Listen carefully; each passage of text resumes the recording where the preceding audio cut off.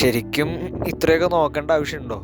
മിണ്ടാതെ അതൊരു രഹസ്യമാണെന്നും പറഞ്ഞിരുന്നാൽ പോരാ. പരിശുദ്ധ ത്രിത്വം എന്ന സത്യം ശരിക്കും ഒരു വിപ്ലവമാണ്. ദൈവത്തിന്റെ സങ്കല്പത്തിൽ മാത്രമല്ല, മനുഷ്യന്റെ സങ്കല്പത്തിലും. അതായത് ഒന്ന് ചിന്തിച്ചു നോക്കുക. ദൈവം എന്ന സത്തയിൽ 3 സ്വതന്ത്രരായ വ്യക്തികൾ. ഇതിൽ പിതാവ് തന്റെ സ്വാതന്ത്ര്യത്തിൽ തന്നെ പുത്രന് നൽകുന്നു. അതുപോലെ തന്നെ പുത്രൻ തന്റെ സ്വാതന്ത്ര്യത്തിൽ തന്നെ പിതാവിന് നൽകുന്നു. ഈ സ്നേഹം കൊണ്ടുള്ള കൈമാറ്റം പൂർണ്ണമായതുകൊണ്ട് അതുതന്നെ ഒരു വ്യക്തിയാണ് പരിശുദ്ധാത്മാവ്. Such A beautiful thing. അതായത് സ്നേഹത്തെ ഇതിനേക്കാൾ നന്നായിട്ട് വ്യാഖ്യാനിക്കാൻ പറ്റുമെന്ന് എനിക്ക് തോന്നുന്നില്ല. അതുകൊണ്ടായിരിക്കും വിശുദ്ധ യോഹന്നാൻ ദൈവം സ്നേഹമാണെന്ന് പറഞ്ഞത്. ദൈവം അവനിൽ തന്നെ സ്നേഹമാണെങ്കിൽ അവനിൽ തന്നെ വലിയൊരു പൂർണ്ണതയാണ്. സോ ഒന്നിനെയും സൃഷ്ടിക്കേണ്ട ആവശ്യം അഥവാ നെസസിറ്റി അവനില്ല.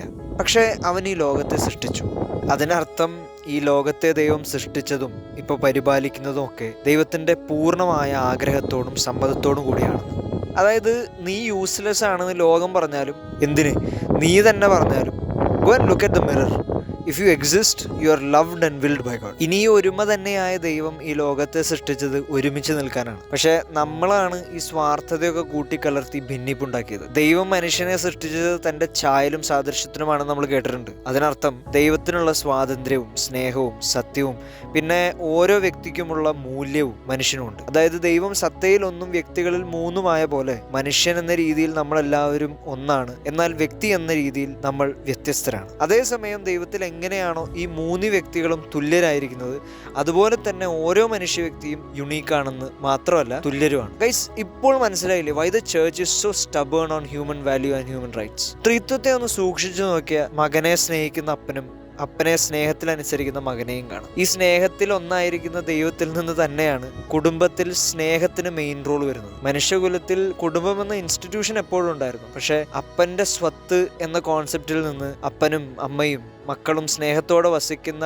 ഒരിടം എന്നതിലേക്ക് നയിച്ചത് ഒരു റെവല്യൂഷണറി ഐഡിയ ആണ്, ദി ഹോളി ട്രിനിറ്റി. അതായത് ഒരു അപ്പനെ ഓണറിൽ നിന്ന് ലവറിലേക്ക് മാറ്റിയ ഒരു റെവല്യൂഷണറി ഐഡിയ. ഈ ലോകം പോർണോഗ്രാഫിക്കും ചൈൽഡ് ലെസ്നെസ്സിനും ഒക്കെ ഗ്ലാമർ കൊടുക്കുമ്പോൾ, വിവാഹത്തിന് പുല്ലുവില കൊടുക്കുമ്പോൾ നമുക്കില്ലാതാകുന്നത് ഈ പവിത്രമായ പൂർണ്ണമായ യഥാർത്ഥമായ സ്നേഹമാണ്. നമുക്കെല്ലാവർക്കും അറിയാം, സ്വാതന്ത്ര്യമില്ലാതെ സ്നേഹമില്ല, സ്നേഹമില്ലാതെ സ്വാതന്ത്ര്യമില്ല. അതുകൊണ്ടാണ് ക്രിസ്തുമതത്തിൽ ഒരിക്കലും തോക്ക് ചൂണ്ടി മാമോദീസ മുക്കാൻ പറ്റാത്തത്. അതുകൊണ്ടാണ് ഫോഴ്സ്ഡ് കൺവേർഷൻസ് ഈസ് ഇറാഷണൽ എന്ന് നമ്മൾ പറയുന്നത്. അതാണ് ആരെങ്കിലും ക്രിസ്തുമതം വിട്ടുപോയാൽ അയാളെ കൊല്ലാൻ നമ്മൾ പഠിപ്പിക്കാത്തത്. കാരണം ദൈവം തൻ്റെ മക്കൾക്ക് പൂർണ്ണമായ സ്വാതന്ത്ര്യം കൊടുത്തിട്ടുണ്ട്. ആ സ്വാതന്ത്ര്യം ഉപയോഗിച്ച് തന്നെ അവനെ സ്നേഹിക്കണമെന്നും അവൻ ആഗ്രഹിക്കുന്നുണ്ട്. ഇനിയൊരു ഇൻട്രസ്റ്റിംഗ് ഫാക്ട് പറയാം. നമുക്കൊരിക്കലും ശ്വാസം വിടാതെ ഒന്നും പറയാൻ പറ്റില്ല. വാക്കിൻ്റെ കൂടെ ശ്വാസം എപ്പോഴും ഉണ്ടാവും. ഇതുപോലെ തന്നെയാണ് ദൈവത്തിലും.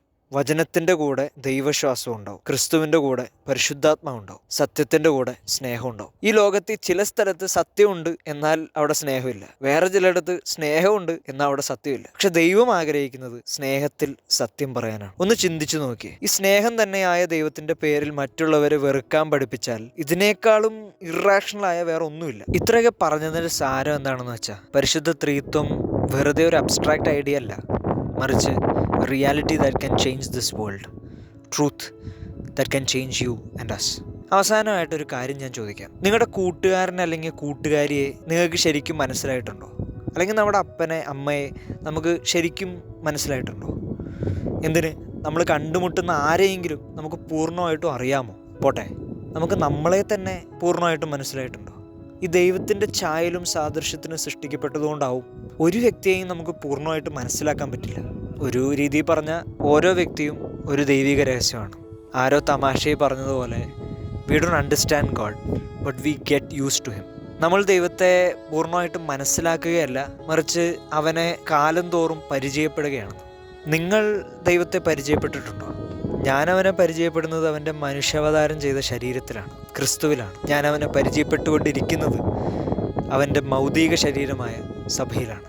ക്രിസ്തുവിൻ്റെ മൗതിക ശരീരമായ സഭയെക്കുറിച്ച് പറഞ്ഞപ്പോഴാണ് ആരോ ഇടയ്ക്ക് പറഞ്ഞൊരു കാര്യം ഞാൻ ഓർത്തത്. ക്രിസ്തു 4-5 അന്ധന്മാരെ സുഖപ്പെടുത്തിയെന്ന് വിചാരിച്ച് ഈ ലോകത്തിന് എന്ത് മാറ്റമാണ് വന്നത്? അന്ധത മാറ്റാനുള്ള വിദ്യ പറഞ്ഞു തന്നിരുന്നെങ്കിൽ അത്രയും കൂടെ ഉപകാരമായിരുന്നേനെന്നാണ് അദ്ദേഹം പറഞ്ഞത്. അന്ധത മാറ്റാനുള്ള വിദ്യയൊന്നും ക്രിസ്തു ഞങ്ങളെ പഠിപ്പിച്ചിട്ടില്ല. പക്ഷേ ലോകത്തെ മറിക്കാൻ കഴിവുള്ള ഒരു സഭയെ സ്ഥാപിച്ചിട്ടാണ് അവൻ പോയത്. അവൻ ഇന്നും അവൻ്റെ സഭയിലൂടെ ജീവിക്കുന്നു. ഈ ഉത്തരം തന്നെയാണ് ഈ ലോകത്തിൽ ഒന്നും ചെയ്യാൻ കഴിവില്ലാത്ത ദൈവം എന്ന് പറഞ്ഞ് അധിക്ഷേപിച്ചവരോട് പറയാനുള്ളത്.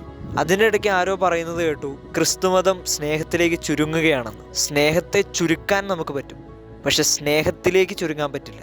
സ്നേഹത്തിലേക്ക് വളരാനേ നമുക്ക് പറ്റുള്ളൂ. കാരണം സ്നേഹം വലുതാണ്. സ്നേഹത്തിന് കുരിശോളം വലിപ്പമുണ്ട്. സ്നേഹം എന്നതിനെ ഒരു വികാരമാക്കി ചുരുക്കി അതിന് തെറ്റായ വ്യാഖ്യാനം നൽകി അതിനെ ആരാധിക്കുന്ന ലോകത്തിൽ ദൈവം സ്നേഹമാണെന്നും അവൻ്റെ സ്നേഹവും സ്വാതന്ത്ര്യവും കാരണമാണ് നമ്മളിവിടെ ഉള്ളത് എന്ന് അറിയുന്നവനാണ് ഒരു ക്രിസ്ത്യാനി. അതറിഞ്ഞ് സ്നേഹത്തിൽ ഓരോ ദിവസവും വളരുന്നതിനേക്കാൾ വലിയ മനോഹരമായൊരു ജീവിതമില്ല. So let's spread this good news. Thank U.